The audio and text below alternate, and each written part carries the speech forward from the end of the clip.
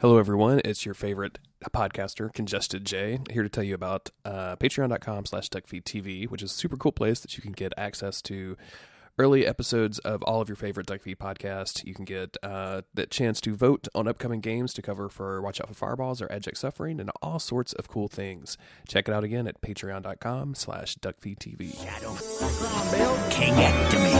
Micron Bill. The weird dream. The weird dream. Shadow. The weird dream. King Ectomy. The weird dream. Shadow. Micron Bill. King Ectomy. Micron Bill. Shadow. Micron Bill. King Ectomy. Weird dream. Both of you, shut up. I'm Jeremy Greer. And I'm Gary Butterfield.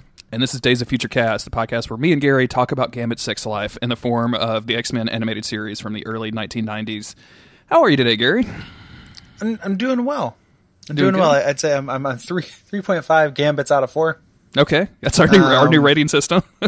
Yeah, I'm rocking a 85% gambit.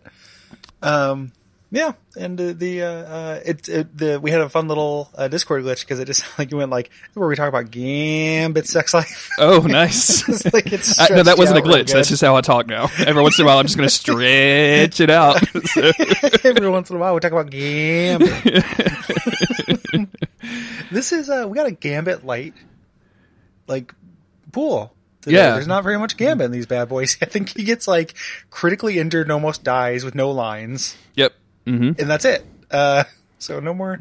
Yeah, there's more no Gambit. Gambit in these 3 episodes that we're dealing with today. And I don't think there's any Gambit in the next episode either. Like in the next 2 that we're going to be dealing with. There's a little bit of there's an alternate universe Gambit who gets shot by a laser real early on. Oh, that's right. That's right. I think. Yeah, There- we're Gambit free. In this first episode that we're going to cover, there's a screen, or there's a brief shot of where Xavier's thinking like why he formed the X-Men, and all of the X-Men are wearing outfits that they've never worn in the show before, and so Gambit's in that, like wearing his like super 90s outfit. X-Force. Like, yeah, like, his isn't he, X-Force. like, he's dressed in like his dark uniform. Yeah, that's real weird. We'll get into that. It's super strange. Mm-hmm. These are we got some weird episodes we're covering this session. That's true. Before we get into the Season 4, episodes, fucking bonkers. yeah, we're cruising through season 4, which is completely crazy. But if you want to, go ahead and send us some contact at dudesoffuturecast.com/contact, so we can read it on our feedback episode that we'll do after we finish season 4. So Yeah, rapidly approaching. Jeremy, how are you doing? I'm doing good. I am. I'm going to say 4 Gambits out of 5. Ooh, Yeah. So, I've got it's a conversion chart. If I'm 3.5 out of 4, and you're this is We're going to make problem. it very difficult as possible. If Gambit answers if Gambit has been courting a woman online and leaves a train from Westchester, traveling at 90 miles an hour going west, and the woman who he's been chatting with leaves a train from Chicago, Also going west. 110 miles going west. Gambit. Yeah. At what point will Gambit run in and catch up with his shit? But I'm doing good. I'm coming down with a cold, it seems like. So listeners, I'm sorry if I'm coughing a little bit more. My throat's a little scratchy, and yeah, just gonna have to deal with it today. Sometimes you just got to work through the pain, Gary. Yeah, sometimes you just gotta fuck the pain away. I You know? did not. And That's not what we're. That's not. We're not going to do that. I was still in Gambit. Trent Like, Reznor, my Jesus three- Christ! Am I in a fucking 9 Inch Nails video over here? What are you talking about? Those 3.5 out of 4 Gambits got all up in my bloodstream. There's like just imagining a little close up of my cells with like all these little tiny Gambits, like and like one of them's fighting a cell, and one of them's taking a cell out to dinner, and one of them's like kissing a cell's neck. Yep. It's all these little tiny Gambits. You having a little cell orgy in there? Is that what I'm hearing? Is that where the Yeah. ultimate? Yeah, of course. Yeah, I with Gambit in my blood. I watch a YouTube channel called Gas Station Garbage, and it's exactly what it sounds like. These 2 dudes, and sometimes one of them is married to a nutritionist, and so she'll be in the back seat, and they go to gas stations and buy garbage, and they rate everything on a scale of 1 to 10 Gordon Ramsays, which is just extremely amusing to me sometimes. Like, these nachos are 3 Gordon Ramsays out of 10. Like, they're just stale. Cracks me up. Well, let's go ahead and get into this because we got Sure. a lot to cover today. Yeah, 3 whole episodes. Let's do it. 3 episodes. It's been a while. So this episode, the first episode we're covering in this episode of the podcast is Xavier Remembers. And I also want to say, too, this is by far the worst thing we're covering today. So we're getting the poison out. We're fucking the pain away, like right from the get-go. Oh man, just find any other way to express that. I don't like that. The teachers of peaches are powerful, man. So we're getting this out of the way, and then it's all kind of uphill. So it's, some people like it when we're ragging on stuff. Some people like it when it's just goofy. Some people like it when we really like stuff. I think today is going to be a little bit of everything. Mm-hmm. Some genuinely good, lots of bonkers, and then like some genuinely bad. So let's get that genuinely bad out of the way. Like Xavier Remembers, trapped on the astral plane after suffering a concussion, Professor Xavier is at the mercy of the Shadow King, and in desperate need of help from his X-Men who are unable to hear him. It's like a little slight, but I think that's more or less what happens. Yeah, it's pretty good. Did it feel like we missed the part where he falls down and has a concussion? Like, oh yeah, okay, good. Because I even like went back. I was like, did I rip this episode wrong? Like, what happened to?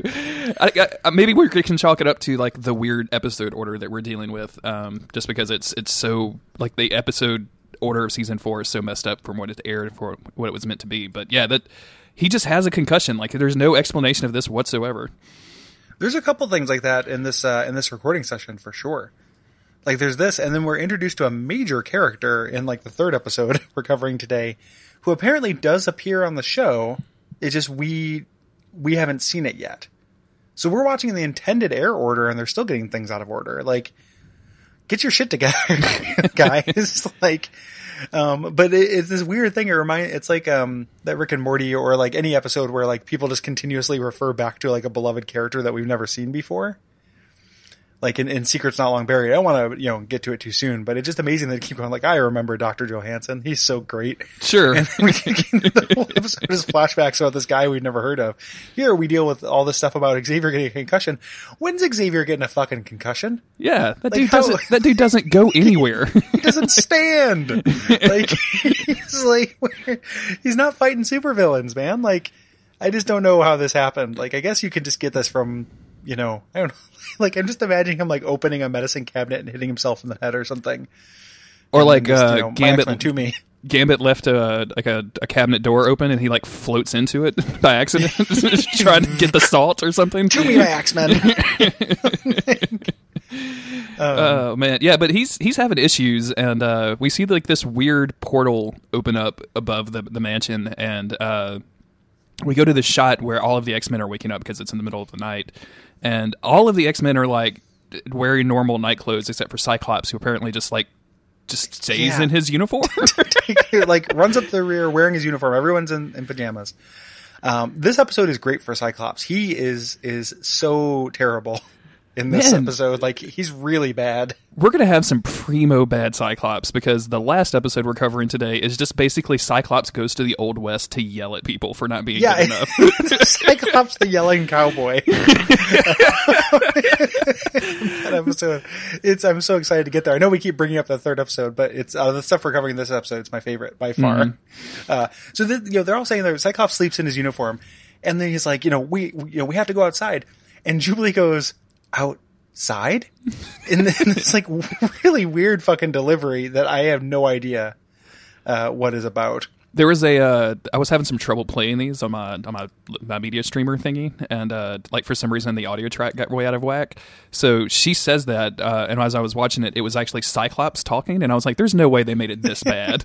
Like it can't be this terrible." And it wasn't, but yeah, there's some really awkward delivery of just general voice lines. Fortunately, Wolverine is uniformly great in all of these. Like, he just continues to kill it. But yeah, we run outside, and basically everybody runs into their like worst fear. So for Wolverine, there's Cyclops. There's no Cyclops. There's Sabretooth.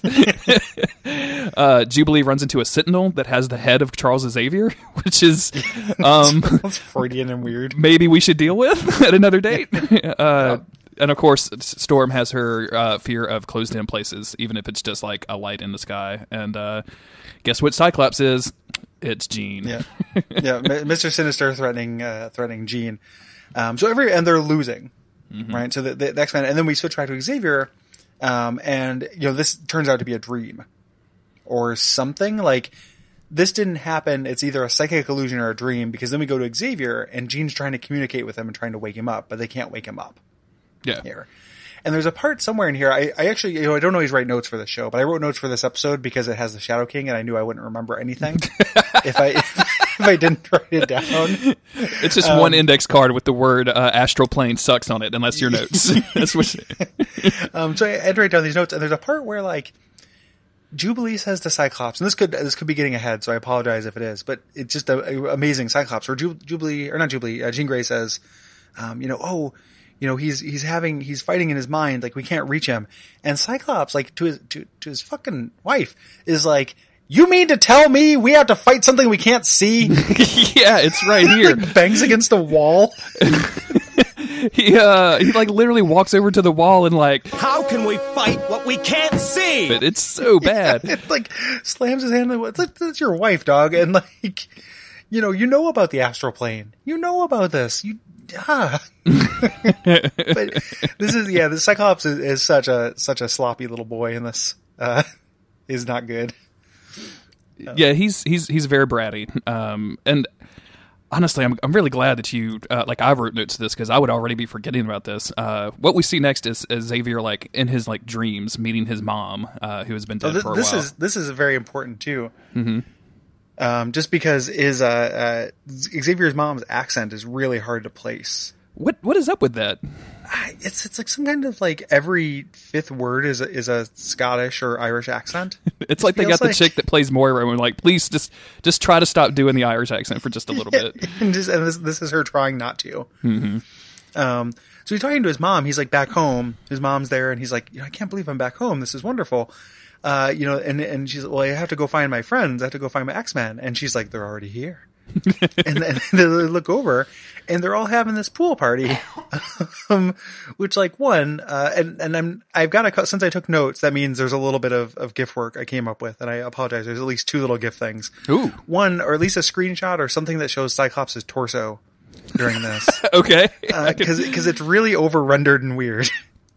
And then the shirt that that maybe it's Cyclops' shirt and someone else's torso. Okay. But this whole beach scene is worth it. Cyclops is wearing this like fuchsia shirt. Here, like the fashion is really, really on point during this pool party scene. Yeah, it's pretty weird. I remember Wolverine like wearing like a polo shirt, like he was just out grilling with the boys or something. You know what I'm saying? Like, got the Saints on TV. but I'm still dressing up enough to be in my polo. So Beast drops from off camera into the pool in just like a straight vertical line down the center of the screen, like bisects the scene a little bit. And like Jubilee is dressed up like kind of like sexy bikini like and stuff. Like it is weird. And this is like literally 3 minutes after they showed her in bed with like a teddy bear. Like they showed her waking up to this with a literal teddy bear, and and hanging from her ceiling. By the way, just to call this out, it was a stealth bomber, like a little stealth bomber model. Excuse me, like Jubilee, you can be into anything you want to. Like no, like I'm not shaming, girl, but like that just seems a little weird.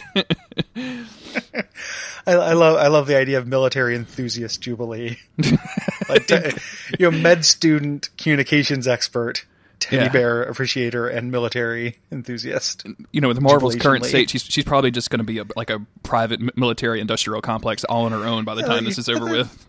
It's probably like a Luftwaffe, like that's probably from World War II, given current state of Marvel. Jubilee's a Nazi now, everybody. Just saying, it's a Nazi vampire because. Fuck Marvel. Yeah. So yeah, the X-Men really are up. Oh yeah, they really are. Like just like in the weirdest ways possible. Making superheroes out of like private military people is just like how That's fucking so weird. tone deaf do you have to be? Like how much did it money? for like 2 hours. Like Yeah. I love it when a company does something like that, and then the outrage makes them stop. Right. So like it's good that they stopped. It's good that they listened as opposed to like doubling down, but it just makes me think that if the outrage was that huge after doing something like that, if they had run this idea by literally anyone, they could have avoided all of this. If they just said like, hey, we're thinking about pairing with this private military contractor and trying to recruit kids into a, like a black shadow ops kind of private paramilitary group. Like, what do you think about that? And then someone would be like, no, like, absolutely of course not. Joe Quesada, Like, no. And then they would have been like, oh, okay. Like, well, we just won't do it. Instead, though, they go all in on the announcement, get all the paperwork done, and then have to do this, like, walk of shame, backwards. And the tweet that came out to we're actually not doing this at 12:34 a.m. I thought was especially great. Like, some people were assembled in the middle of the night to deal with your crazy shit, Marvel. Like, come on, what are you somebody doing? got a phone call. Like, several people got a phone call. I'll link that controversy stuff. I'll link some an article about that in the show notes in case anybody's curious about it. Since we're recording this a little bit ahead. Oh, good. There's a Polygon article with the art in this stuff is bad too. Like, it's just none of this is good. Oh yeah. Oof. No, it's no good. So, immediately dating this episode, but like I said, you can see what it's about. Mm-hmm. So anyway, we're getting into, like, this is the interesting part of the episode. The interesting part is almost over, because we're about to be introduced to what the actual threat is. Yeah, Xavier. The whole goal of this was for him to let go. In fact, our bathing suit X-Men are basically saying, like, hey, we fixed all the problems. Like, we don't have to live in fear anymore. Like, humans love us. Like, that's why we're all hanging out at the pool. Like, we have literally nothing else to do with our lives besides be an X-Man. And basically trying to get him to just give up and float away, which he does. He just kind of floats off into this hole in space. And that's... Jean, this time, is in the real world, actually manages to, like, get through just a little bit and realizes that he's, like, fighting a presence. And sure enough, we get this, like, narrator talking to Xavier, this big, deep voice telling him that the universe will be yours. And when Jean starts talking to him, he literally doesn't ignore her. Which Ignore her. Ignore her. It's just one of the best Venture Brothers jokes ever. And I was like, okay, that's cool. And then we're, like, all in the astral plane. Yeah, the rest of it's all astral plane all the time. When she's talking to him and her voice is getting through, she's saying, "We need you," and it just keeps repeating over and over and over with the same rhythm and cadence. It's like, "We need you, we need you, we need you, we need you." Ignore her. Like, it's really, really good. Like, it is a good little bit of sonic theater in the middle of this. As this is happening, like, Xavier recognizes, he's like, "Oh, like, I know who's telling me to ignore Jean Grey."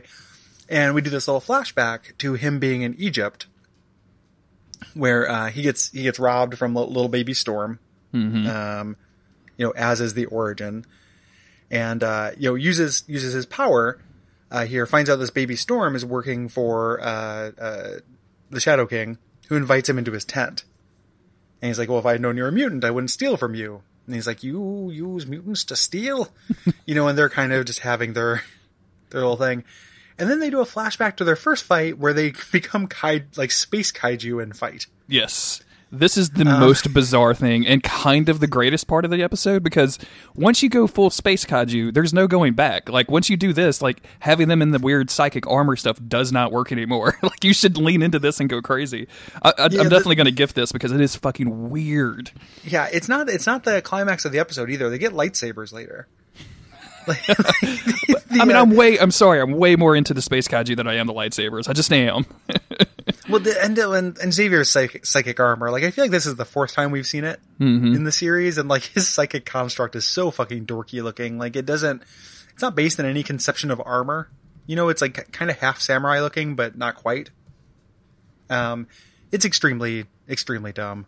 And it's just, I was complaining about it on Twitter, like, the problem with the astral plane shit is that it only ends the same way. It only ends with gigantic glowing monsters, like, getting into a fight, or two gigantic things shooting beams at each other. Mm-hmm. It is just, there's no room for, it's kind of like Final Destination, no items.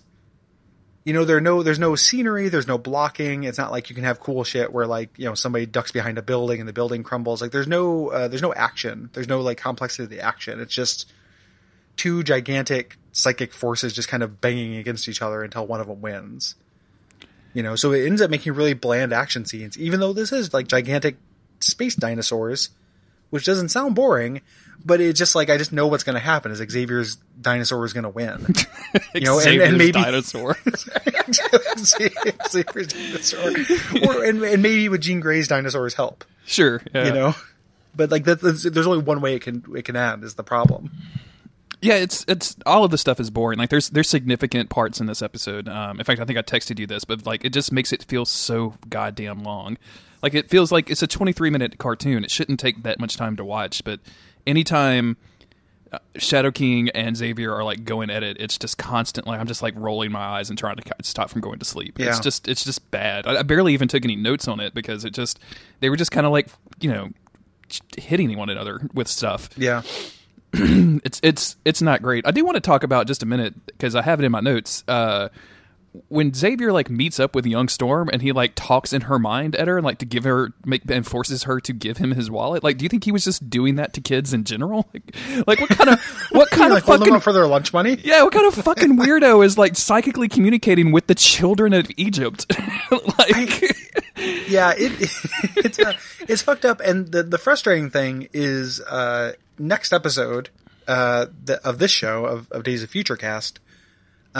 We meet young Xavier where he explicitly says he doesn't do this. Like it's really inconsistent. Like it's a plot point that he doesn't like to do it. So it's his morality on invading people's minds is very, very inconsistent. It's fickle. Like kids are I guess totally fine, but you know, like normal professors or whatever, totally not cool. Who knows what he's not going to do it to another adult to prevent tragedy, but he will do it to a kid to prevent inconvenience. To get his ID back, basically. Yeah, I don't want to stand at the DMV. I would have to change my Amazon credit card quite a bit. I would love the version of this episode of the TV show that where he doesn't do this, and then we just get this like 10-minute aside with him at the U.S. ambassador, like trying to get his passport back. Just like. So the guy, this kind of position, Shadow King, as opposed to being a crime lord, is kind of being somebody who just doesn't like non-mutants too. So that's kind of a bummer. Mm-hmm. And Xavier, the reason why he beat the Shadow King there, and he realized that he needs to protect the human race from people like him, and he forms the X-Men. And we get this long kind of montage of early X-Men. And again, this is really inconsistent, right? So like, Angel is here. Iceman has been presented as an old X-Men. Angel wasn't, though. In the cartoon, like, we met Warren Worthington when we met Apocalypse. Mm-hmm. But Angel's here in his old, like, classic X-Men uniform. And, like, you end up, like, with, like, classic Gambit and stuff.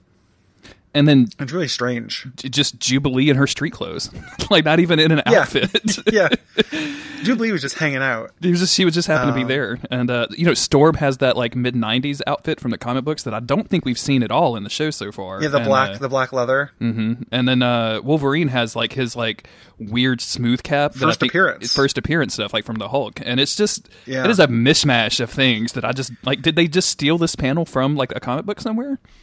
Yeah, well, it is just really like if it would be like Times Crossing or something like that, because like this is the 60s, the 80s, the 90s, and the 70s like all put together. It's very strange. And we get that same old montage footage too of the like classic Silver Age X-Men like all fighting each other in like the original. We've seen this like 3 or 4 times in the Danger Room now. Yeah. Like, it's kind of they've reused it a lot. Yeah, it's kind of, and still this episode feels too long. It's stuff we've seen before. Yeah, we're 1/10 the way through this episode, people. I'm just joking. We're almost done. I'm just going to put 4.5 hours of silence at the end of this so people think it's a 9-hour podcast. Astral plane silence. It's just going to be my my audio play of Xavier and the Shadow King fighting in the astral plane. Just a lot of sound effects and weirdness. So pretty much what ends up happening, what the log line, for this episode, what's happening is the Shadow King is trying to convince Xavier that he doesn't need the X-Men, that all the problems are solved, so he'll get rid of the X-Men. So he'll give up, and then he will leave Earth and go to the astral plane where he wants to fight him and take over his body, essentially. So we're kind of in the astral realm for the most part here. We get a couple of little flashes of real life here as Xavier is kind of in his coma. He ends up asking Jean for help. This is actually where Cyclops says, "How can we fight something we can't see?" Mm-hmm. Earlier in that, he does say, like, "You mean to tell me?" Like he does have his real jerk phase. Yeah, he yells at Jean a lot. It's around anytime Xavier is like incapacitated, that dude is basically just a yelling factory. Like that's all he's doing. I prefer my dad wife to my wife. Cyclops' move. We spend a lot of time in the astral plane going back and forth, and fortunately, you don't have to watch it, listeners, because we watched it for you, so we don't have to talk about it too long. This results in Xavier waking up and very obviously being the Shadow King, and that night, like, all of the X-Men start having weird nightmares, which makes me think, Gary, this episode would have been 90% better if they had replaced the Shadow King just with Freddy Krueger. Just straight up, like, just make it like Nightmare on Elm Street meets X-Men, like, do a shitty thing, and I think that would be even better than this. So that would be a lot cooler than what happens. And you could have done that within the confines of this premise, too. Mm-hmm. It could have been the Shadow King pretending to be Freddy Krueger. That would have been the best of all possible things. Man, it makes me wonder if there's an ultimate Shadow King and, like, whether he does shit like that, because Freddy Krueger is a good take for the ultimate Shadow King. If you're going to do an alternate universe version of Shadow King, I feel like I'm just going to do like Shadow King wiki and just see how long that page is, because it's like it's going to be 18,000 pages. No, when he's waking everyone up with their fear, I want to make special note of how Wolverine is sleeping, because I don't know if you noticed this, but he doesn't sleep on his bed. He's kind of like on the corner of his bed, half hanging off of it. Like, it's almost like the animators didn't put him, like, align the cells correctly. Mm-hmm. So he's kind of like imagine him kind of humping the corner of the bed with one knee on the floor and one leg on the bed. Yep. Is how Wolverine's sleeping, which is very, very strange. Like, my notes, entirely, up until this point, because, when I take notes, like, they're pretty abstract. They're not really even useful to me. As I have Cyclops in uniform, Jubilee outside. Cyclops is a real bench in this one. You need to tell me. These drawings, holy shit, this accent in the past. Cyclops' torso, his shirt, dying. We need you, kaiju fight. Oh, when Xavier is young, I forgot about this. They just pitch shift his voice up. It's the same voice actor, but they just make it higher pitched. Oh, good. Yeah, because that's really the way voices. That's the way voices work. Definitely. Yeah. Why is Angel here? Then gigantic caps letters. Why does Wolverine sleep like that? it's very weird. No Shadow King as Freddy Krueger. Dang. In the Ultimate Universe, he after Storm electrocuted him and he went to a coma, his mind went to another dimension where he encountered the Brood. So I bet that's a delightful story. Yeah, okay, that seems like a Robert Kirkman Ultimate X-Men number to me. There's also a part when they all have these nightmares, all the X-Men come out, and there's a part where, like, Jubilee says, like, this dream I had, and then Wolverine walking behind her goes, this dream I had. Like, they both got the same line. Yeah. It's extremely weird, man. Like, there's weird stuff going on with the production of this episode. You're not gonna believe the weird dream I just had. Man, the weird dream I just had. They were not dreams. This is also the time when Wolverine says that they need to give Xavier a Shadow King-ectomy, which is just one of the best really lines. Good. We need to get a Shadow King. And then, but it's not in your notes, but thank goodness for my shitty notes, is where right after that, Cyclops goes, "Are you crazy? Just put him away." And to talk about his claws, like, in this real, like, oh, I don't want to do that. He like turns into this, like, weird old man. Well, I mean, dad wife is gone, so he has to be his own dad wife. And he needs to do brother wife Wolverine to and Brother Wives as, like, a TLC show. Yes, definitely. Yeah, and like swap Brother Wives is is what's probably gone on. Let's swap our uncle wives. So this is a weird thing because Xavier wakes up and is obviously the Shadow King and, like, tells Cyclops and Jean and Beast basically, like, oh yeah, I'm totally torturing your other people or whatever, and they don't really seem to react to him being in the room at all. Shadow King just like keeps talking at them, and, like, they're like, oh wow, that the sleeping wing or whatever is under attack or something, and it's a really just poorly constructed episode and just not great. And then Jean's like, oh wait, I know I can fix this, and, like, I guess puts herself in the astral plane to help him. That's what it is, I think, because then we just transition into, like, the endless astral plane battle between gigantic Constellation armor Xavier and Jean Grey versus giant Constellation armor Shadow King. And we all know how it's going to end, but it goes on forever. I mean, just it's infinite. forever and ever and ever. Yeah. Like I just like at least 4 minutes of time in a 23-minute show, and I was suffering, Carrie. I was suffering totally. so much. You have a time note here, and you say like the Shadow King ectomy line is at 14 minutes in. So it's a 22-minute episode of a cartoon, like, and there's literally 5 things I wrote down after that time note. Yeah, there's 8 minutes left, of which like at least 4 is just like a really, really long astral plane fight. Oh man, it just goes on forever. Super, super boring. Yeah. Like, and of course, there's only one way for it to win. You know, like they win, or there's only one way for it to end. They win. And then they win, and then Xavier has some mealy-mouthed nonsense about how the Shadow King, in trying to take over his mind, actually gave him a gift because it reminded him why he formed the X-Men and why he's doing what he's doing. Like, you get reminded of that every day. You know, why aren't you reminded of that, like, when, you know, when the government tries to pass some kind of anti-mutant legislation? Why aren't you reminded of that every time you see a mutant with a slave collar on in Genosha? Like, why? Why remind yourself of that by touring the slave colonies? Yeah, go get your 10% off tourist discount to Genosha, and then get woke, Xavier. Come on. Yeah. This is just boggles my mind that he's like, I'll have that to thank him for. I'm like, oh Jesus, dude, like this. No, you don't. It sucks. And we have no clarification as to what happens to the Shadow King when he gets defeated in the astral plane. Like, is this just something they're going to have to deal with once a month for the rest of their lives? Literally any time Xavier falls out of his bed or like slips in the bathroom, he's gonna like. No wonder Logan was going to have to put this dude down. Yeah. That's what Shadow King ectomy is code for. Is just like literally old man Loganing Xavier. Exactly, like this poor dude. It's not great. Yeah. I guess because I think this might be the last Shadow King we have to deal with, though. Oh man, that would be a blessing. Like we've got like 20-something episodes left to run. I haven't looked through all of them, but yeah, hopefully this is the last Shadow King. I don't know, man. Like that's not a great episode, so I'm glad we kind of got done with it quickly because the next 2 are way better. Yeah, let's get right into them. Let's get in this first one here. Courage. Courage. Yeah. That was a weird Discord thing where glitch where it sounded like you said that word fucking wrong. Courage. The nice thing about that too, though, is this is also where it feels like all the voice acting gets outsourced to Canada.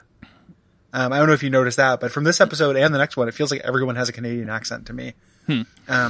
In Courage, Morph feels like he's finally ready to return to the X-Men, but his homecoming is interrupted by the return of the Sentinels, the robotic mutant hunters who nearly killed him the last time he faced them. Will history repeat itself? Yeah. Time will tell. Pretty decent. I like this episode a lot because anytime this happened with Iron Man 3 as well, like it's showing Tony Stark actually suffering PTSD from the shit that he went through in the first Avengers movie. And like, you know, Morph was almost killed by a Sentinel and then kidnapped and brainwashed by the worst mutant ever in his Nasty Boys.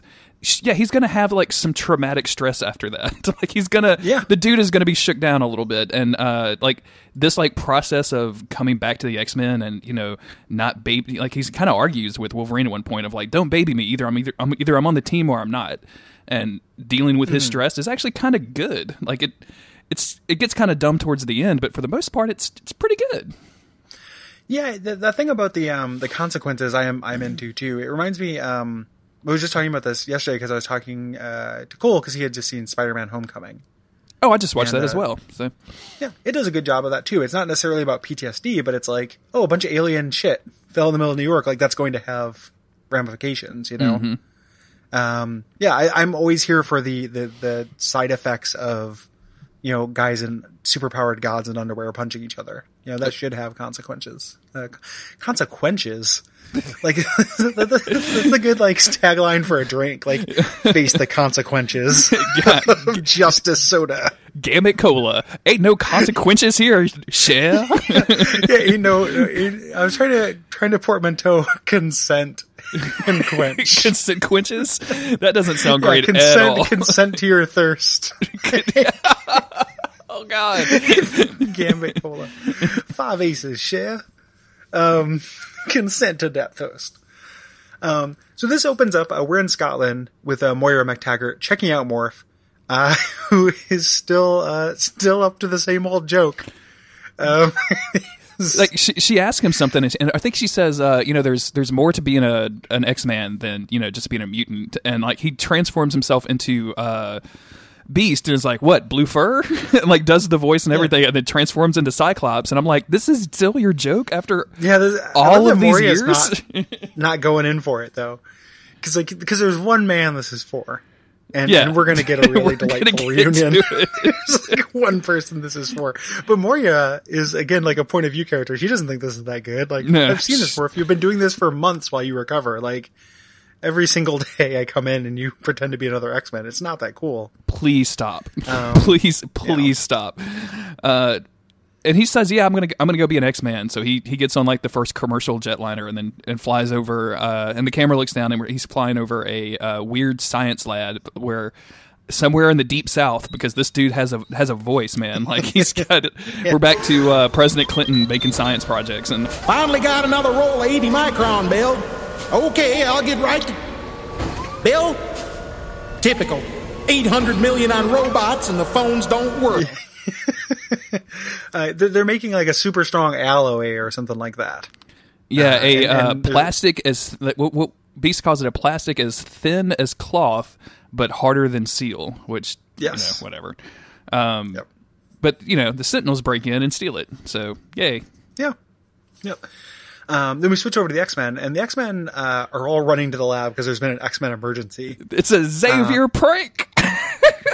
Yeah, how irresponsible is this? How many X-Men do you think have died as a result of Xavier using the X-Men emergency like a toy? That's probably where Kitty Pryde is. She probably just invisibled her, or fell through the bottom of the earth or something because she got great. I mean, yeah, he basically says like he triggers whatever X-Men alarm is, and like the scene that we get is all of them running towards this thing of like, what's wrong? I don't know. Like they're all in casual clothes. It's really weird. They're ready to fuck shit up, and I just imagine like Jean Grey just turning off that part of his mind and being like, "This isn't a toy, Chuck," and then just you can't keep doing this. Well, if she does that, then she'll have to deal with the Shadow King again. That's the problem. That's the trade-off. Either he contains the muscle between. Yeah, either he's not a prankster and he lets the Shadow King go, or we get this. And when they get there, it's a happy happy coming back party, and someone says, "Oh, it's a week early for Rogue and Gambit," thus explaining why Rogue and Gambit are in this episode. But it also implying like it wouldn't be unusual for them to do this big welcome home party for Rogue and Gambit being gone for like a week. Well, Beast actually makes a comment on that. Like he goes over and immediately starts chowing down on like the provided food. And I just want to point out he does not stop eating for the rest of the scene. Like every single scene he's in, he's eating. Constantly snacking. But Beast even says, he's like, and even if they were coming home early, like this seems a little overdone, Xavier. And yeah, that's true. So but that doesn't save Beast from being utterly insufferable. Like he's got so many long-winded quotes about Ozymandias written by so-and-so. There's a great line, I think it's in this episode. It's definitely in this episode where he does one of his long-winded quotes. A shattered visage lies, whose frown and wrinkled lip and sneer of cold command tell that sculptor well those passions red. Ozymandias by Percy Bysshe Shelley. I'd settle for it telling us who sent it and where it came from. Just give me the information. Yeah, it's really, really good. He's the voice of reason. He's also quoting more obscure poets too. I can't remember the name. I can't remember the poet he quotes here, but it's not a elementary school poet. It's like a high school level poet. Yeah, I'll put I got it tagged. I'll put the audio in so that everybody can share in our misery to hear Hank McCoy long-windedly quote stuff because it's so bad. The important thing is Morph is actually coming home, and Wolverine, like the slow dawning realization on Wolverine that this with is the happening smell is so good. Like wait, and then Morph comes in and starts doing his shtick. And there is a scene where Morph is switching between different people and talking, and they don't animate Wolverine. They just give him this look of pure delight, looking over at him, and it just keeps happening because so they get a report about that science lab. Mm-hmm. They're going to head out, And Morph is like, oh, like, you know, are you sure you can make it? And he's like, I can make it. And he turns into JFK, and he turns into, not JFK, he turns into, why is it JFK? Cowboy man. John Wayne. Yeah. John Wayne. Thank you. Turns into John Wayne and stuff. And Wolverine is so fucking here for it. Like, just watching him be so delighted. It's like this one thing that's been missing in his life. And I was thinking about it, and like this little bit between Wolverine and Morph is one of my favorite things about this show, actually. Absolutely. Like that, like, yeah. You know, Wolverine is funny during this thing. I think he's one of the best like portrayals on this cartoon. The fact that there's like one guy who does one stupid joke that he just loves so much is so good. And he does it over and over again. It's pretty sweet. When they first run up, Morph says, wow, you should see your face, and turns into Wolverine. And I'm just like, God, how long has he been holding that back in the hopper? It's exactly like Jean Parmesan in It is. It's exactly like Gene Parmesan. I just want to hear this voice actor just scream every time Morph pops out. It's Wolverine. Wolverine just has this big like, you know, oh my God, it's happening. Like, look on his face every single time, man. He loves it, and it's really cute. And the fact that nobody else is really into it, like, makes it better for me. Like, I think it's more realistic that like, oh, there's just one guy who just loves this joke. Maury McTaggart doesn't give a shit though. Like everyone else has put up with, you know, Morph's nonsense, except Wolverine, who just has unlimited appetite for this. Which is why when Xavier gets word of this like science lab being broken into, Wolverine volunteers himself and Morph to go and check it out. And the antics involved in getting into this place. So this lab was broken into, presumably, like we've seen in past episodes, the army, like the government has worked with the X-Men. So you would think that like Xavier would make a phone call and be like, hey, this looks like some mutant shit. We're going to help you out. But no, they don't make the phone call. Instead, they break into the place that was just broken into. Like old times. To investigate it. It's been a while since they broke into a government facility, but here we are, classic X-Men. And Morph like pretends to, like morphs into somebody's boss and like demands that they leave, but then Wolverine still has to cut the lock open, and they're almost busted anyway. Like this is just like two dudes on some antics, right? Like it's been a while. Let's go have some fun. Like I want to see this buddy cop movie. Like this would be a great little buddy cop movie. Like the exact opposite of what Logan the film was. Like I want the tonal opposite of that.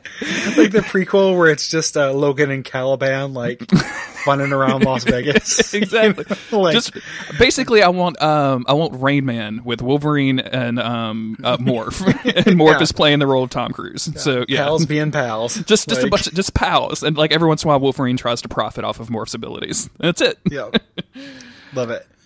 Real cute. There's a bunch of like kind of shtick between them here too, where like you know, like Wolverine's like, you know, be careful, Morph, or something. He's like, I wouldn't want you getting mushy on me. And Wolverine's like, don't get mushy. You know, like, and, you know, they're just having this shtick, but until Wolverine smells Sentinels. And they're like, okay, well, we should probably get out of here. But Morph sees a Sentinel footprint and has like an anxiety attack. Like it flashes him back to the time where he died. And we didn't really talk about it, but it's not just that he died. It's like he went through years of torture from Mr. Sinister. Mm-hmm. You know, like it was at least a year deal. or a year or two before he you know, they brought him back to try to kidnap all the X-Men. And yeah, this is like the part that I kind of like see in this is probably like a realization of, oh man, maybe I'm not actually ready. And there's this moment where he's like, Wolverine, you knew there was going to be Sentinels. Why didn't you tell me? And Wolverine's like, well, you know, didn't know if you could handle it. And that's where Morph says like, either I'm on the team or I'm not. Like, don't coddle me. Which is actually pretty good. Like I kind of like this dynamic, this thing that they're exploring with Morph. So I'm into it. Fortunately, this goes right into Xavier just like basically telling the audience what a Sentinel is for 2 minutes. Like we got to catch everybody up. We don't know if the episode order is all screwed up. You may be seeing this before we actually introduce the Sentinels in episode 1. For Night of the Sentinels. And this is where we get all of our Master Mold information. So Master Mold is back somehow. It's creating more Sentinels, and they're stealing this thing to make a body for him. Do we need to gender the Master Mold? I don't know. He has a man's voice. Speaking of voices, all of the Sentinels in this seem like they have much less robot voices now. Like before, they were very like, you know, take me to your leader kind of thing, and now they're very much like just dudes talking with a little bit of a robot filter on it. It's kind of it almost feels like they're fainting towards them becoming more sentient or something. Oh, okay. Because Master Mold can change their programming, which happens here. Because Master Mold says like, I need Trask and Gyrick. And the Sentinels say, like, we were not programmed to, apprehend humans. He says, now you are. When zaps their beams and, like, updates their firmware. And then uses, like, his IR blaster eyes to change their channel to anti-human, too. Yeah. Oh, it's so ridiculous and great. Yeah, so there's a little bit of them kind of becoming, more... Xavier, so we switch back to Xavier, and he says, like, hey, Morph, don't feel bad if I don't send you against the Sentinels, because you're scared by him. And, of course, like, during this time, Sentinels show up. Of course, yeah. Yeah. And there's a lot of, like, I'm going to skim that conversation, but, like, there's a lot of Xavier kind of being sort of condescending to Morph about all of this stuff, and Morph also kind of pretending that he doesn't have a problem, which is just a weird amount of time to spend in your Saturday morning cartoon about, Fiskates and I-beams. Yeah. But... yeah, at the end of it, Sentinels show up and are trying to kidnap Xavier because Xavier was instrumental in Master Mold's plan. Like, he needs Xavier, Trask, and Gyrick. Yes. So Sentinels come out. Morph freezes up. Like, he grabs Xavier's gun after Xavier gets grabbed, but he freezes up and he's unable to do anything. So the rest of the X-Men, like, show up. Beast brings out, like, this bazooka cannon, and I'm like, Beast, why don't you have that on you at all times? That's dope. At all times, yeah. I mean, like, anytime you're fighting a Sentinel, you should have the one-shot Sentinel cannon. Like, that's a great weapon to bring to that fight. It's like in fucking Pacific Rim where they don't get out the swords that one-shot you until the very end. Until the very end. That movie is dumb and overrated, and people like it too much. Uh-oh. Gary has opinions, the podcast. Let's get into it. What's Gary going to take down next, everybody? Let's go. Yeah. At first I came for your Star Wars. But I came for your Pacific Rim. Pacific Rim job. That's definitely the actual Braun porn parody of Pacific Rim. I'm sure that's happened. I really hope so. But that movie was fine. It was kind of fun. It bothered me that they cut out the swords at the end. It was so dumb. It's like they've been struggling the entire movie, and then it's just like, oh, what if we used a sword? Yeah. You know what I'm talking about? Oh, I know exactly what you're talking about. That movie, I mean, it's a dumb idea from the beginning. Like, oh yeah, we're definitely going to use up most of the nation's output and build a giant robot that only works with, like, 0.5% of the population to pilot it. Like, that's a thing. Well, actually, that is kind of what America is doing right now, so maybe that is realistic. I guess that's true. But just like while you're waiting to use the ultimate weapon in this because of dumb, like, anime reasons, like, people are dying. Like when you're not using this sword, presumably people die. Like, there's actually a sense of stakes. Like, it just makes it seem, unbelievable and silly to me. Anywho, I'm overthinking it. So Beast is being annoying. They're doing this fighting. Morph is upset because he froze and they got Xavier. And that's a bummer. This is also Cyclops, like, yelling at everybody because Morph is going on and on about how he's, like, not a good person and how he froze up. Yeah. And Wolverine's like, no, it's okay, buddy, it's okay. And Cyclops like, both of you, shut up. Cyclops yells during all these episodes a lot. Dad wife is gone and I am yelling. You fucking with dad wife and wife. So Beast hacks into the Sentinel brain, gets the coordinates for Trask and Gyrick, and they head off that way. We switch over to Trask and Gyrick. How fucking amazing is this scene, man? So good. This is so weird and good. Yeah, they're basically like war criminals on exile, so they're just hanging out on some stilt the house. Boys from Brazil are hanging out like in the jungle, and our opening scene is like, I don't know which one it is, if it's Trask or Gyrick, throwing a fish down on the table in front of the other one and being like, I caught it, you clean it and cook it. It's like, I'm a scientist, not a fish fry. Like, what are you doing? For years, since Night of the Sentinels, these two like super scientists have been hiding out in the middle of the jungle, having essentially bickering. Like it's just been years and years of bickering between the two of them. Super good. Like I love the adventures of Trask and Gyrick. Yeah, this is great stuff. And then I think we go back to the X-Mansion, this is where Beast like extracts the coordinates or whatever. I think this is where this happens. Like he does some like investigating. For well, Beast already did it. So Beast did the Trask and Gyrick thing, and this is Morph doing it. Morph's like, you have more secrets, and he does some super science. Oh yeah, he just like hits the explode button, but actually finds something at the end. It's so weird. Yeah, finds. He's like, I have to tell Cyclops they're going to the wrong place. Yeah, but they're actually going to the right place because the Sentinels show up to grab Trask and Gyrick and succeed, despite the X-Men kind of showing up in the middle, and the X-Men just follow the Sentinels home. Like that was a real simple solution. Yeah. And so the X-Men get there first, but Morph's going to show up in a little while. I'm pretty sure. Yeah. So at this point, Master Mold is talking to Xavier and basically telling Xavier that he wants him to... A cybernetic link with my electronic brain will increase the unique powers of your mind 1,000-fold and place them at my command. What you humans might call high irony. Yeah, and I'm like, who put Hank McCoy in the Master Mold? Come on.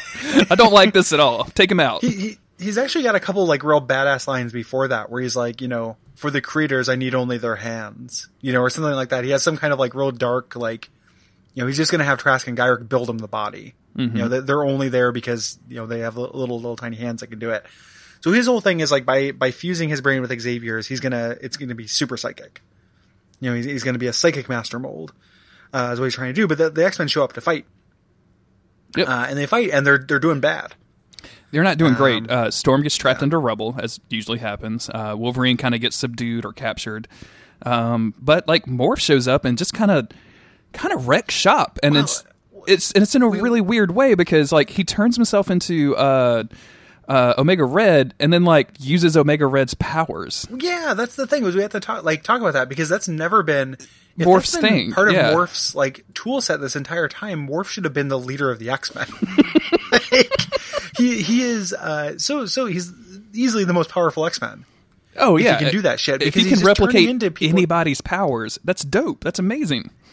Like he turns into Omega Red, and at first it doesn't seem like it because he turns into Omega Red and he just has the tentacles, and you think, oh, maybe that's just part of his body. Mm-hmm. But then the tentacles wrap around a Sentinel's feet and like lift it up and trip it.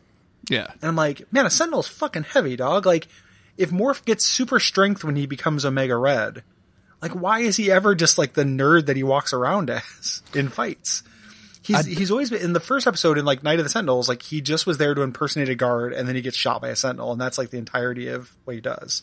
Yeah, but he doesn't do any cool shit. Level. Yeah, now all of a sudden he's mutation or something. What was the thing from X-Men 3? He's like 5th tier or whatever. I can't remember. He's a level 5. He's level 5. Yeah. Yeah. It's ridiculous. He also like transforms into Angel and flies around, and like if you can just make yourself have wings, just have wings. Like that seems like a pretty easy fly. Yeah. Like what can't he do? At this point, like it's pretty bonkers. I would have much preferred this, I think, if he had won the fight using, overcoming his fear, like more, that was the extent of it, as opposed to him having this weird power that, that he has that we've never actually seen before. Like, what if there was, like even if it's something stupid, super dumb, like he was near the place where he could overload Master Mold's circuit or something like that. There was a discarded Sentinel head there and it like started hallucinating to him or something like that. And he just had to overcome his fear.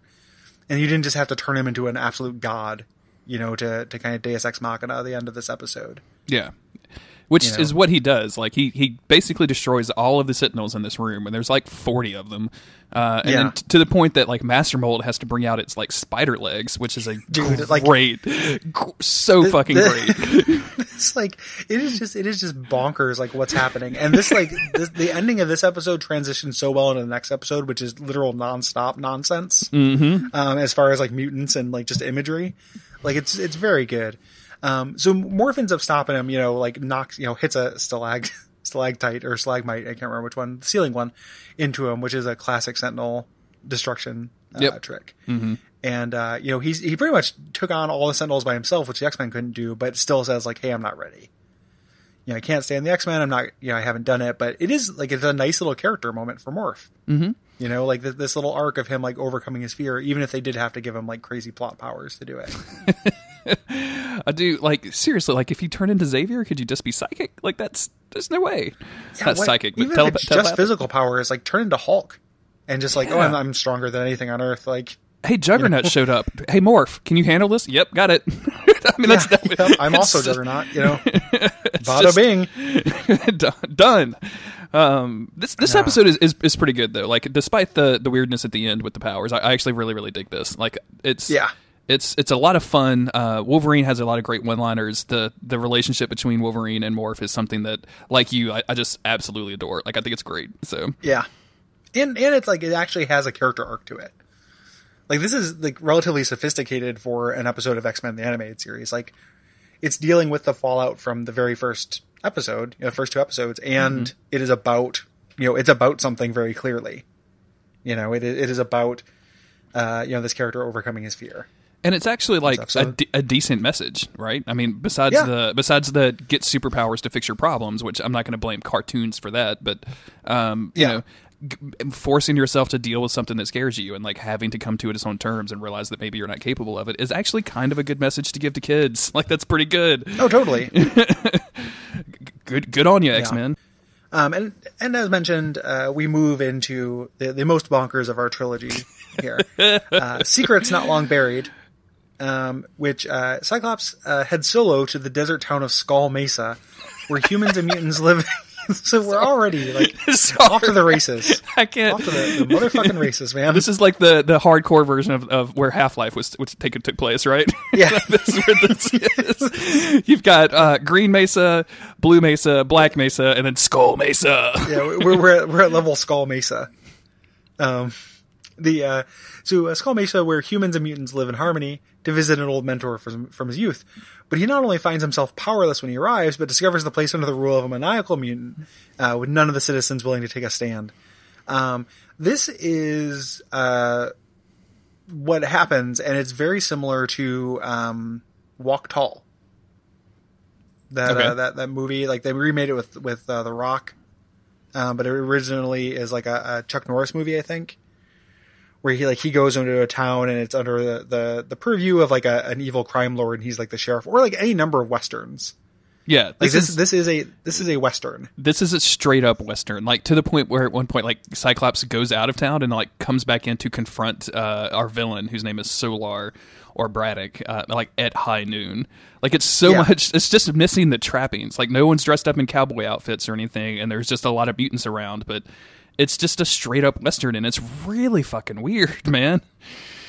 Yeah, it is a western except with mutant powers instead of guns. Mm-hmm. It is which I'm here for, right? Like I'm down for that. The cameos in this are really good, and just like Cyclops, like it's a weird thing where Cyclops is part of a team. It's just kind of weird to have him yelling at everybody and just kind of popping up and being useless. Him as the protagonist, I'm kind of into because it's like he's just yelling at people from without. Like he's just like this real like tough, no nonsense dude. Like I'm kind of into this. There's kind of top to bottom. He's such an asshole throughout all of this. He is so bad. Like, give me your Jeep line. Give me a fucking break. Like, dude, the first. Well, we'll get there. But I mean, like, there's some lines in this where I'm like, has Cyclops ever met another human before? Like, I know that I've seen it. Is this an alien that's taken over Cyclops' body, but still has like Cyclops' weird morality system in place? Like, who is this? The first part. I think we need to explain like all of this business. Like they go through a lot of exposition about this Dr. Prescott person, who is supposedly like this super nice dude that like helped a bunch of mutant kids out. That wasn't Xavier or something. Like I don't understand who this guy is. Is he from the comics? He's got to be from the comics, but I just don't know him. I don't know. I was trying to find stuff for a lot of the things from this episode. It's comic basis, and I couldn't. I didn't do like hours of research, but I looked around a bit. In a cursory sense. This is the guy who apparently this guy does show up later, is mentioned later in the series, but it's like they mixed up their intended air order.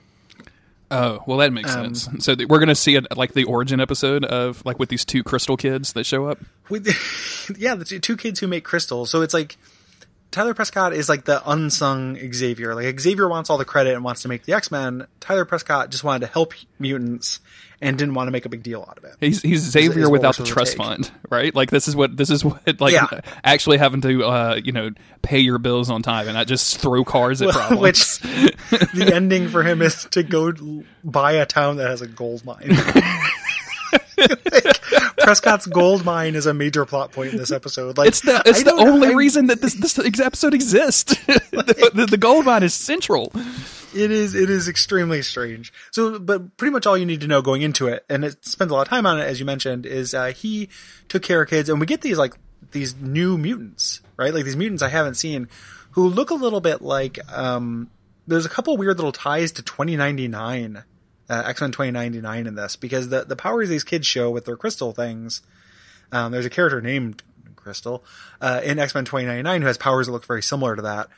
And then the doctor that he runs into has kind of a same visual effect as a character in X-Men 2099. So it's a very strange pull. Like some of these mutants I don't think are actually from the comics or from the mainline comics. I think that they're just kind of like taken over from borrowed from the 2099-verse.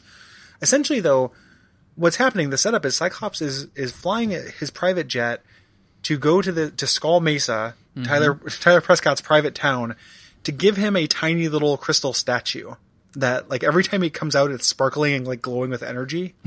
It's real weird. I thought this thing was going to be like a communicator to aliens or something, with the way that they just emphasize that this thing glowing and crystallizing and sparkling all the time. It's real weird, and it's just like a statue of these two kids with Prescott. Like it's just something that these two kids presumably made and want to give to him. And I was very worried at first, right? Because it's like, oh, here's Prescott and Cyclops is coming, on his way. And as I think I mentioned, this is after I hadn't watched these cartoons on TV, so I was just like, we're in for a boring Cyclops, highlight episode, until we cut over to Watchdog. And Watchdog looks like Lockheed, but with like a human body from the Inhumans a little bit. Yeah, he's a literal dog. It's weird. Yeah, we haven't really seen like a full-on mutation like this before. I don't think unless we're in like the Mojo verse, but like this is just a straight up talking dog, like a human dog. Yeah, human dog hybrid with a weird little kid voice. Yeah, I don't like this dude. Extremely strange. I do not know, but it's like, hey, Watchdog, shoot him out of the sky, and he goes, okay, Captain, or whatever his voice is in this. The way he's dressed, he's got a chain around his neck and like a chain belt and like a Mr. T style like tank top on. Like Watchdog is your first signal that things are about to get fucking bonkers. Yeah, in this shit. So he shoots crazy. down Cyclops' plane. Cyclops gets out just in time because plane shit is what Cyclops can do. Sure, he's been doing that since grade school, Gary. This is what he's known for. Kid. He's been falling out of planes. Parachutes out just in time. Wakes up, he doesn't have his powers, and we spend most of the episode with him without his visor on, which is weird. Yeah, but he still puts his sunglasses on. Like he's still got his like ruby quartz shades, which I was thinking was like that's a very good idea, because if your powers just spontaneously come back, like you could just vaporize the person you're talking to. Sometimes he has them on, sometimes he doesn't. Like it is a weird thing because we get to see his eyes a whole lot, which is just kind of odd. And then he just he's gonna go try to find Skull Mesa, and then he's being picked up by Daryl Tanaka. Who is like this doctor with, again, like we're all new voice actors in this episode. Hold they on, have this kind of weird conversation. I don't want to get too far past this because Tanaka like drives past him and Cyclops is like, wait. And then he backs up to get to Cyclops, and Cyclops jumps in without like asking permission or anything and just immediately goes, why didn't you pick me up? Like, yo, Cyclops, how about a thank you for picking me up out of the desert first? That might be nice. Yeah. He's extremely rude during this entire episode, especially to Daryl Tanaka. Like Daryl Tanaka does not deserve the treatment he gets from Cyclops. Poor Daryl. Yeah. He's the nicest guy in the episode to Cyclops. Literally the nicest guy in the episode. And he gets that kind of treatment. Well, the mechanic with the tiny, smaller mechanic in his back is as nice, which we'll get to. But this whole thing, like, Cyclops is just weirdly aggro the whole time. And, like, yes, he's just been shot down, but, like, presumably this doctor didn't do it. So he's kind of going through, and he finds out a little exposition about Tanaka. He's a doctor, the town doctor and coroner and stuff. He's trying to get into Skull Mesa to find his friend. He does a little flashback, of when he was a kid and being at the orphanage, which is, I guess, where Dr. Prescott worked, which also feels like revisionist history because we've had like a Cyclops orphanage flashback. Yeah, and there was no Dr. Prescott there. There was that. Yeah, there was the fucking chick purple there, man. Yeah, the lady, and then the purple man shows up later. But anywho, it's this thing where he's trying to catch a baseball and accidentally zaps it, which is real weird. Which implies there is a time in which Cyclops's powers were things he could turn on and off, and that's always been part of his character. Like, it is damage from the parachuting out of the plane, like brain damage that stopped him from stops him from being able to control his powers. But it's weird to be able to see him just kind of have his eyes out and then just zap a baseball and not kill everyone around him. You know? Yeah, and this causes these bullies to run over and like try to beat him up because he's a freak. And I'm like, you guys really want to fight the guy that just vaporized a baseball? You guys are idiots. Just do what he says. Just don't let him play baseball. Don't fight him. It's so weird. They're very mad about their baseball, and then Dr. Prescott saves them. Yeah. And basically just says, like, go get another ball. Like, to leave the kid alone. That is literally what he says. And it's like, well, yep. Come on, Psych, let's go get some ice cream. We got to mention that because that's going to be the last moment of the episode as well. The callback. God, this thing is so fucking bonkers, Gary. Like, we haven't even really gotten into it yet. But no. It's coming. This is unlike any episode of this cartoon that we've seen. Like, in a couple very key ways. This conversation between Cyclops and Tanaka, after Cyclops yells at him a little bit, is supremely weird. It doesn't even feel like they're talking to one another. Like, I don't even know how to describe this, really. Yeah, I don't know either. So Tanaka takes Scott to his house, and he's makes him coffee, his old grandmother's recipe, and like is going to and Cyclops just gets real mad and suspicious. Immediately. Like, you say you're the town doctor. Like, I'm not going to take that from you. And he just goes out into the town, and the town is full of like Morlocks and shit that we've seen before. Like characters we've seen around. Like, there's a bunch of mutants who live here who won't talk to him. Yeah, anytime Cyclops approaches anybody, they just like run away from him. There's like some weird green lady who's working in her garden because, of course, he's green. There's just anybody and everybody, like even like normal looking humans are just running away from this dude, and that stays that way until Bill Braddock, aka Solar, shows up and seems to imply. Let's get to Bill. Like, can we talk about Bill Braddock's costume? Yeah, sure. Under his jacket for a second, though, like he's a weird like under his duster. You mean under his he's wearing a duster. He's got a tiara, tons of eyeshadow, and he's wearing like a He-Man outfit, like a weird like third tier He-Man figure. And he's always surrounded by Toad, like, yes, that Toad, like the Brotherhood of Evil Mutant Toad, and a guy named Chet. And Chet just looks like he looks like an outback, like an Australian, like a Steve Irwin character to me. Like, he looks like the kind of dude that is always like chewing on a thing of wheat, right? Like, he's just got like some sort of stick thing in his mouth at all times. Yeah. Always got a stalk of wheat between his teeth. Their way they talk and their dialogue is unlike anything this show has ever done. Because he's, so bizarre. like, Braddock is like, you got to get out of here. Isn't that right, Chet? And then Chet's like, you got to get out of here. Like, just repeats the things that he says. I've been rewatching It's Always Sunny in Philadelphia to get to episodes I hadn't seen because I never watched that show. And there's an element where like there's this weird vibe with these guys that reminded me of that, like a weird McPoyle vibe of just like one character standing behind the other one and just being like, isn't that right? And then just him repeating the same thing, and it goes on for a long time. It is weird dialogue. This reminded me of like a shitty David Lynch like attempt, right? Like having these weird, like extremely like characters lean into like a really weird bit that just is very bizarre and like off-putting, but just like lean all the way into it to the point where you're uncomfortable with it, and then you kind of loop back around to being normal with it again.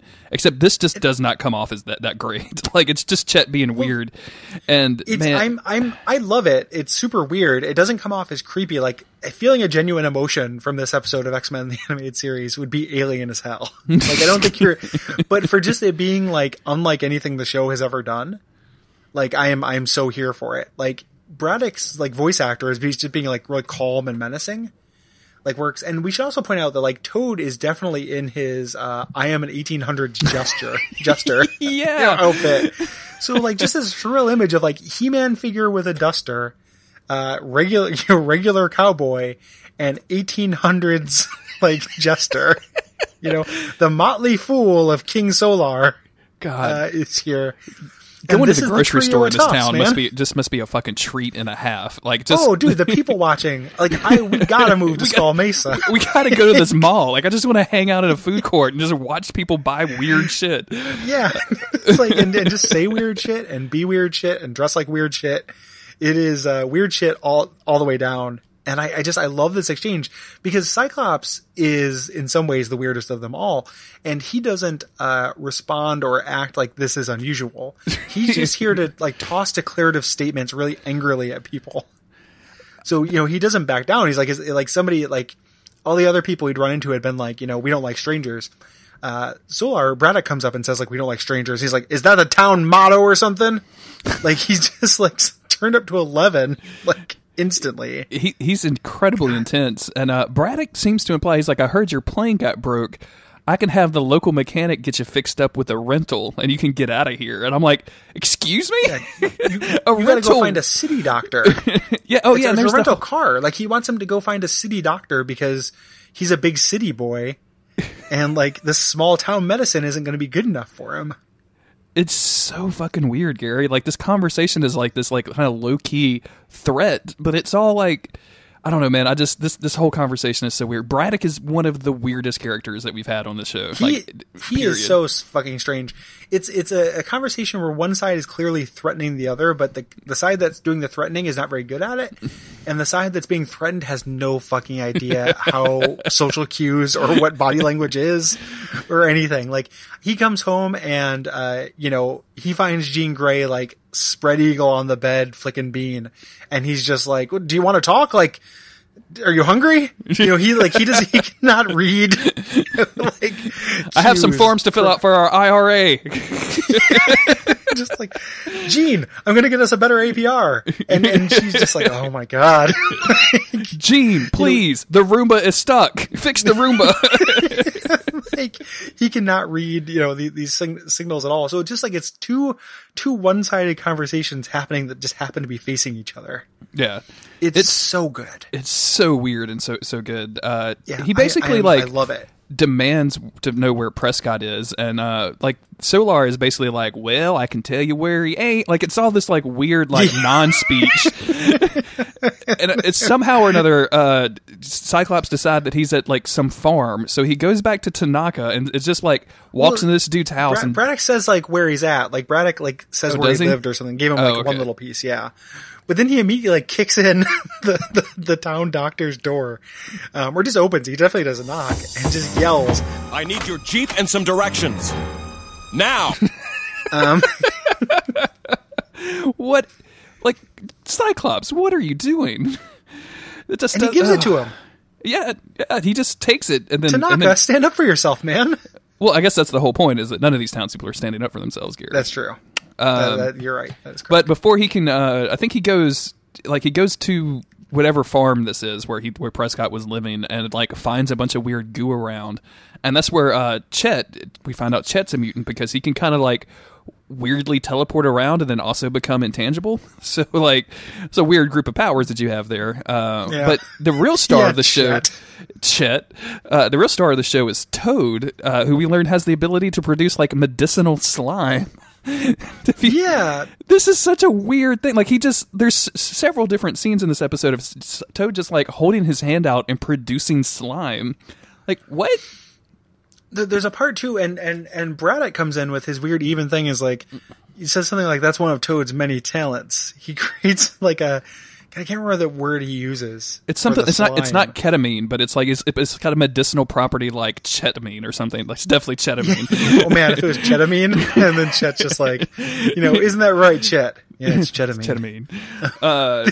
But yeah, he's using this slime. He's using Toad's weird medicinal slime to like keep people basically comatose in this weird cavern / basement next to the gold mine or something. I don't know. Yeah. So then Braddock is just like, yeah, we found Prescott. We've got him locked up here. He has this gold mine, and then we do this flash cut to all our mutant cameos of mutants in this town. So this guy's taken over this town, gotten all the mutants to mine gold because Prescott, who founded Xavier's mansion, has a gold mine, or helped Xavier start up, helping mutants or whatever. Didn't found the mansion, but has a gold mine. And then we see like random like blasting gold with his handguns, and we see people mining for gold. It's super, super weird. And then they just let Cyclops go. Like, it is this, here's my evil plan. And he never, like, his voice never rises. He never does a villain voice or anything. And then Cyclops just gets out of there. Yeah, he just after leaves. we see the evil plot. And I guess so fucking weird, man. The idea of this is supposed to be that Cyclops can't get help. Because they tell him, like, go ahead, go try. Like, get anybody to help you. Like, they're not going to do it. And so, like, he goes back to Tanaka. And they also think he's a human at this point. Because at this point, Cyclops has also said a bunch of things where he's like, hey, if you fuck with me, my friends are going to come. Oh, yeah, help. That's right. They do some cold ass shit. They're just like, yeah, we're going to tell him your plane got shot down. Like, that's what happened. Like, it's kind of ballsy and rad. Their plan, because it's just like, yeah, like, your plane got shot down. We're just going to show them the flaming wreckage, and then the X-Men are going to leave. Like, it's not it's really, you don't have any leverage in this fight. With us.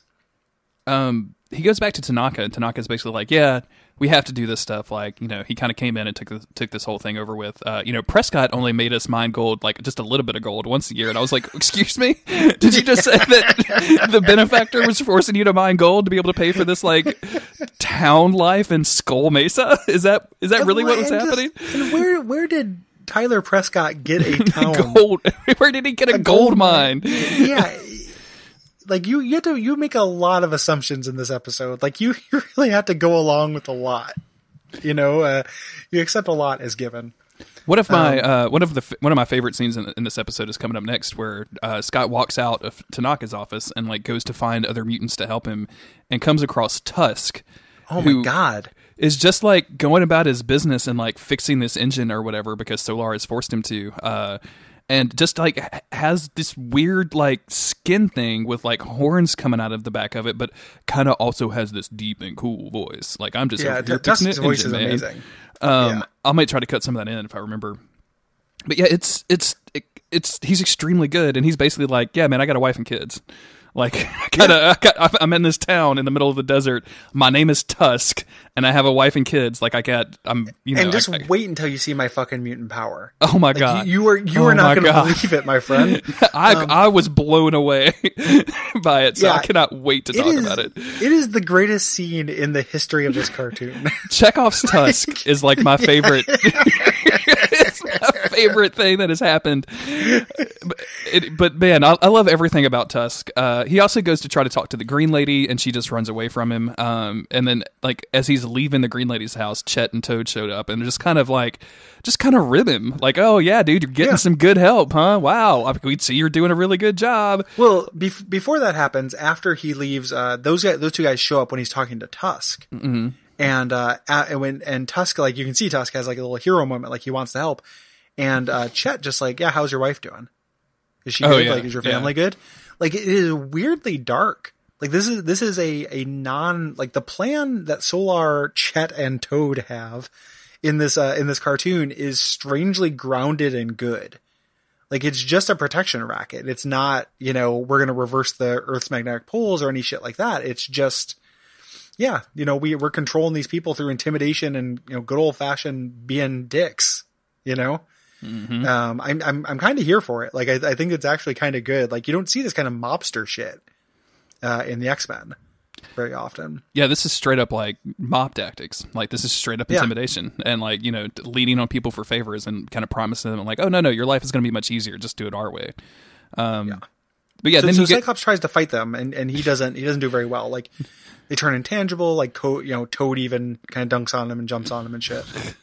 It's no good. And then Cyclops just goes and like sits on a mountain range, like, and watches the sunset and like looks at his weird crystal and like is like, no, I'm not going to back down. And like, it's such a weird. It's definitely like a Western. This is like Chuck Norris going out to like hit a tree a couple of times to figure out his kicks. You know what I'm saying? Before he comes back in town and kicks everybody's ass. Like, this is exactly what that is, and it's really weird to see it in an X-Men with all of these X-Men trappings in it. He marches back into town and just like straight up runs up to like it's even the setting, like he's in the middle of the street, but it's like it's an old Western town too. Like, you can almost see like a horse being tied up behind these Chet and Toad and Solar when Cyclops rolls up. It's just what a weird episode this is, and I like it a lot, but it's just like, who wrote this? Like, I have no idea. Like, when I say how much I like this episode, it is because it's unpredictable and bonkers. Like, again, I can't imagine anyone feeling something from this episode. The last episode, Courage, is actually like, I think a really good kind of meaningful kids cartoon. This is just like here for me to see weird shit. Yep.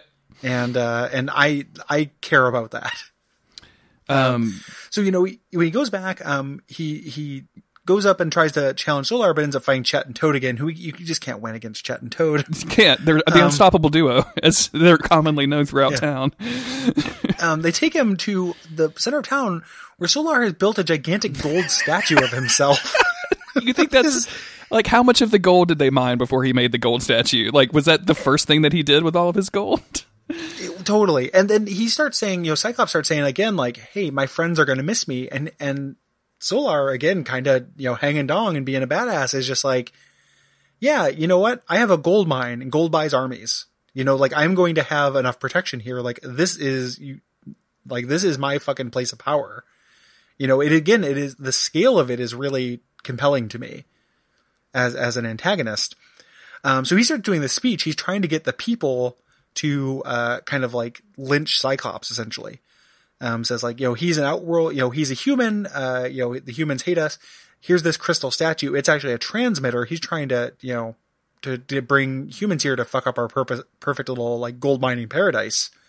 And he gives Cyclops a chance to speak. And Cyclops says like, no, actually, it's just a statue. It's made of crystal. It's made by, everybody remembers, Prescott. You guys liked Prescott, right? And then Tusk, like Tusk's in back. My favorite moment of Days of Future Cast history.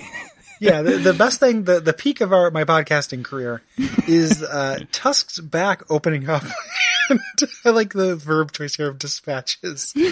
Dispatches.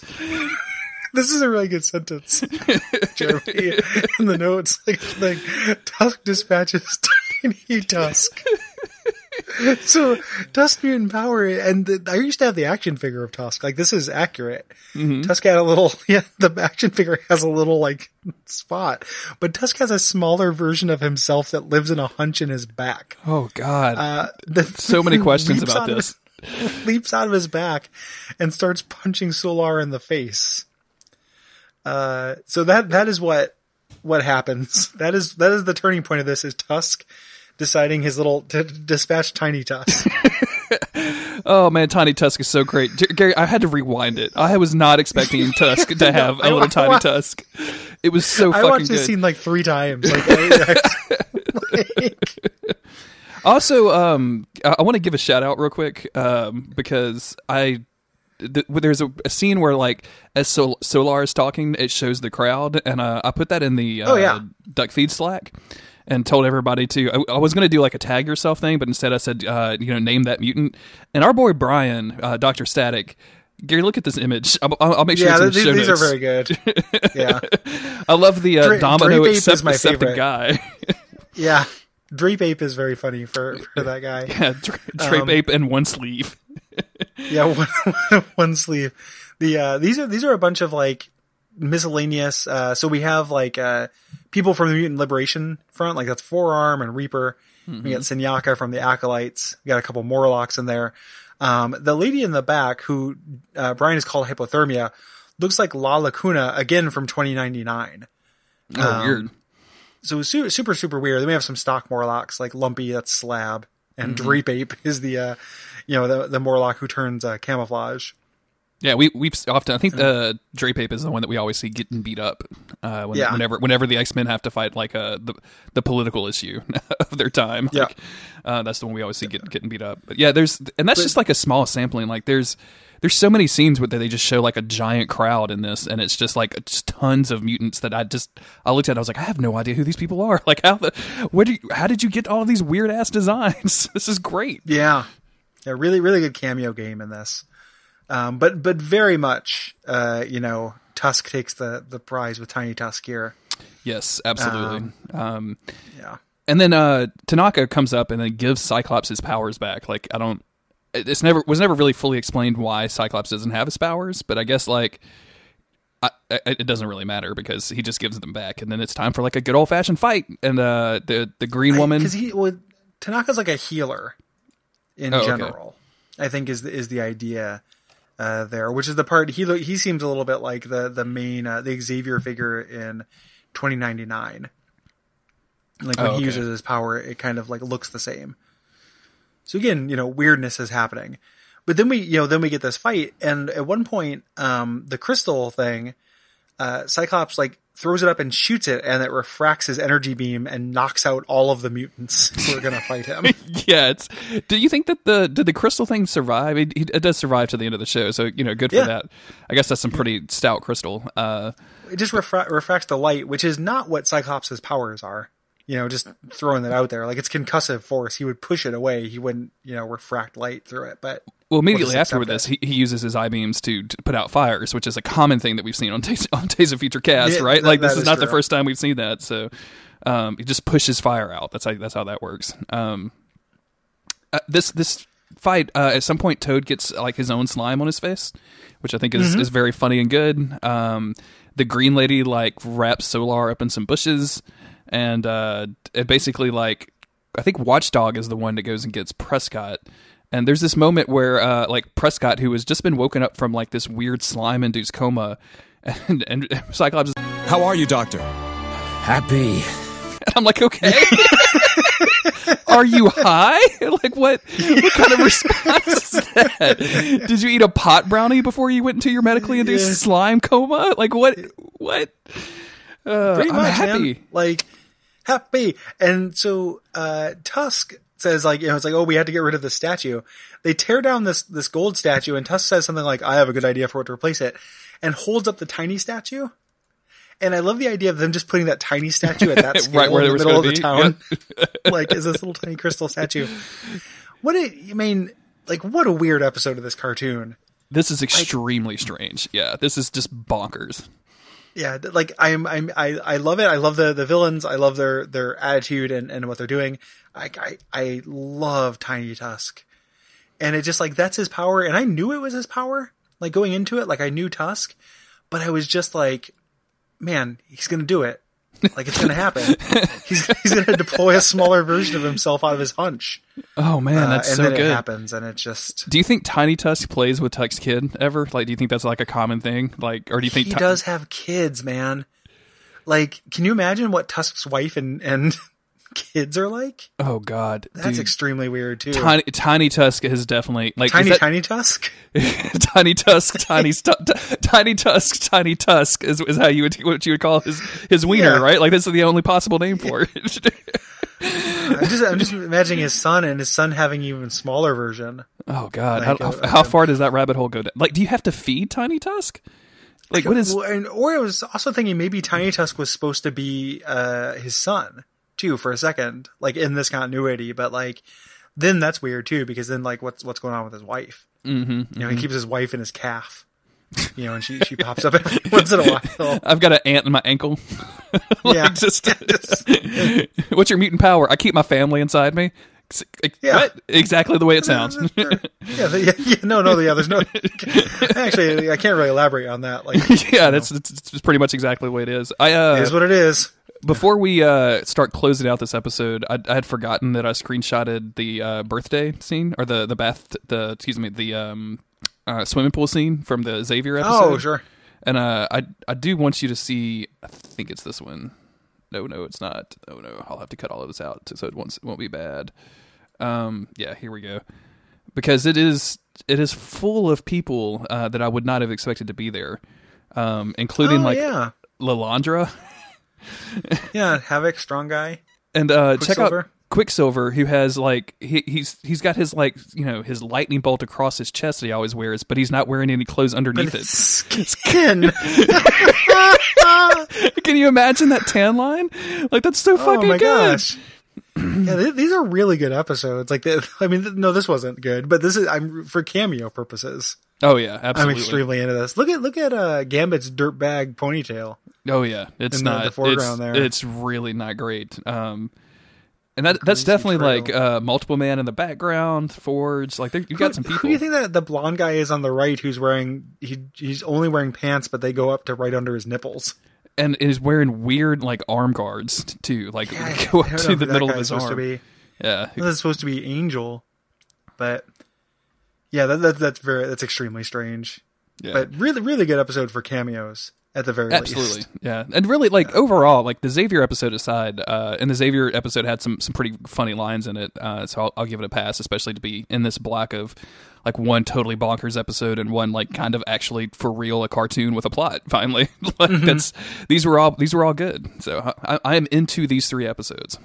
Yeah, and I'm mostly into the ones we're going to be covering in a couple weeks too. There's a little bit too much replaying scenes in them, but like there's some good stuff. Because we're going into Age of Apocalypse. I think what the cartoon does for an Age of Apocalypse thing in a weird way. Next time, so I'm excited for that. Like this is a good season. 4 is good and weird. If you don't watch this show, you should, and you have any affection for the X-Men at all, you should watch the Secrets Not Long Buried episode, and the very least watch the inevitable like clips or gifs or what have you of Tiny Tusk. Oh yeah. Look at the Twitter. Like I'll have a lot of gifts for these because there's so much stuff that was just so bonkers that I just wanted to see like quick 3-second clips of. But yeah, definitely watch the Twitter for that. That's DOFC podcast that you can go check that on. And if you want to support the show, you can go to patreon.com/Duckfeed.tv. There's lots of cool rewards and there's lots of cool reasons to sign up, but mostly it's just so that you can support the show and we can make awesome podcast. I actually haven't looked, and I'm a bad host. Is Heartbeat City officially a thing? Like, is that rolling out? Yeah, it keeps popping. We're bobbing around, going back and forth. Okay. Yeah. So it was. Listeners, you could be the deciding. You could be the deciding factor. So, go make that show happen. I'm extremely excited for that show. So yeah, it'll be really fun. I really want to do it. We've been real close. I think we are going to get to it. At the very least, if it doesn't push us over, just kind of naturally. As we kind of slowly grow up, then it probably will when we do this live show. Because we usually pick up a couple patrons when we do live. Cool. Sometimes. It depends, but more people listen. It's an advertising kind of thing. So we're doing the Watch Out for Fireballs will be at the Portland Retro Gaming Expo, October 20th, 21st, and 22nd. Hopefully there won't be a live band playing directly next to your stage. There definitely won't, but Portland doesn't play that shit. So there won't be. Really excited about it. About that. Thank you everyone for patronizing us. You can also rate and review the show. Yes, please. That's very useful. And I think that's probably about it. That's it. Where are you at on Twitter? You can find me at Gary Buh, GaryBuh. And I am at JG Greer. Like Gary said, thank you for listening. We'll be back next week with Bearded Magneto. Oh yeah, the big caveman